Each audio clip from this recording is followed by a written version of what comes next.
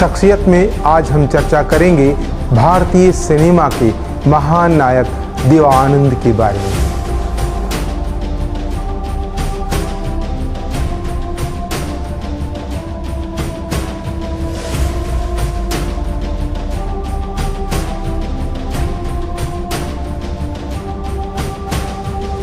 शख्सियत में आपका स्वागत है। शमशाद खान का अभिवादन स्वीकार करें। हिंदी सिनेमा में तकरीबन 6 दशक तक दर्शकों पर अपने हुनर, अदाकारी और रूमानियत का जादू बिखेरने वाले सदाबहार अभिनेता देव आनंद का जन्म 26 सितंबर 1923 को पंजाब के गुरदासपुर में एक मध्यम वर्गीय परिवार में हुआ था। देव आनंद का असली नाम धर्मदेव पिशोरीमल आनंद था। उन्होंने अंग्रेजी साहित्य में अपनी स्नातक की शिक्षा 1942 में लाहौर में पूरी की। 1943 में अपने सपनों को साकार करने के लिए जब वो मुंबई पहुंचे, तब उनके पास मात्र 30 रुपए थे और मुंबई में रहने के लिए कोई ठिकाना भी नहीं था। देव आनंद ने मुंबई पहुंचकर रेलवे स्टेशन के समीप ही एक सस्ते होटल में कमरा किराए पर लिया।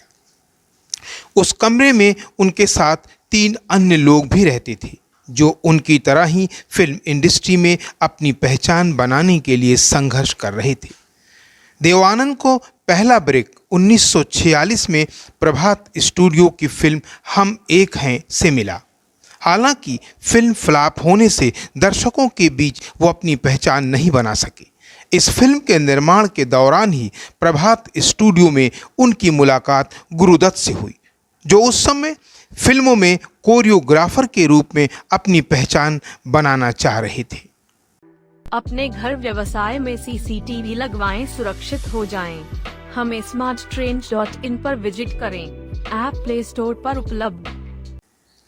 अपने भाई चेतन आनंद के साथ 1943 में मुंबई पहुंचकर उन्होंने भारतीय जननाट्य संघ इप्टा से जुड़ गए।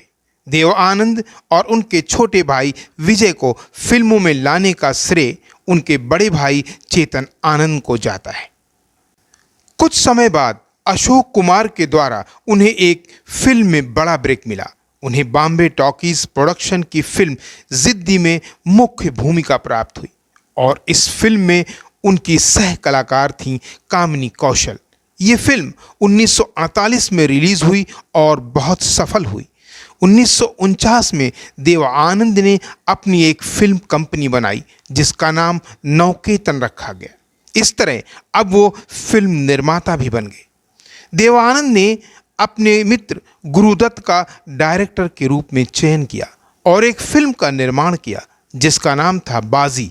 ये फिल्म 1951 में प्रदर्शित हुई और बहुत सफल हुई। इसके बाद देव आनंद ने कुछ भूमिकाएं निभाईं जो कुछ नकारात्मक शेड लिए हुए थीं।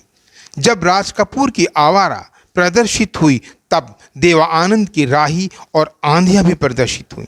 इसके बाद आई टैक्सी ड्राइवर जो बहुत ही हिट साबित हुई। इस फिल्म में इनके साथ कल्पना कार्तिक थीं जिनसे देव आनंद ने बाद में विवाह कर लिया था। सिनेमा जगत में सदाबहार माने जाने वाले देव आनंद ने कभी राजनीति में भी कदम रखा। मौका था देश में आपातकाल का। जून 1975 में तत्कालीन प्रधानमंत्री इंदिरा गांधी ने जब देश में आपातकाल लगाने का ऐलान किया तो देव आनंद ने फिल्म जगत के अपने कुछ दोस्तों के साथ मिलकर उसका पुरजोर विरोध किया। बाद में जब आपातकाल खत्म हुआ और देश में चुनावों की घोषणा हुई तो उन्होंने अपने प्रशंसकों के साथ जनता पार्टी के लिए चुनाव प्रचार में हिस्सा लिया। बाद में उन्होंने नेशनल पार्टी ऑफ इंडिया के नाम से एक राजनीतिक दल की स्थापना भी, लेकिन कुछ समय बाद उसे भंग कर दिया। एक ज़माना वो था जब देव आनंद की तूती बोलती थी। उनकी लोकप्रियता की ऊंचाई की कल्पना आज के अभिनेता नहीं कर सकते।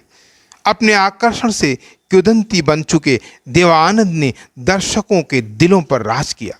अपने चाहने वालों को हमेशा खुश देखने की हसरत ही एक वजह थी जो देवानंद खुद को अपने आखिरी समय में देश से दूर ले गए। देवानंद नहीं चाहते थे कि भारत में उनके चाहने वाले उनका मरा मुंह देखें, इसलिए उन्होंने जिंदगी के आखिरी पल लंदन में बिताने का फैसला किया। अरदिल अजीज इस अजीम अदाकार का लंदन में दिल का दौरा पड़ने से 3 दिसंबर 2011 को 88 वर्ष की उम्र में निधन हो गया, लेकिन उनका नाम बॉलीवुड के इतिहास में स्वर्ण अक्षरों में सदियों लिखा रहेगा।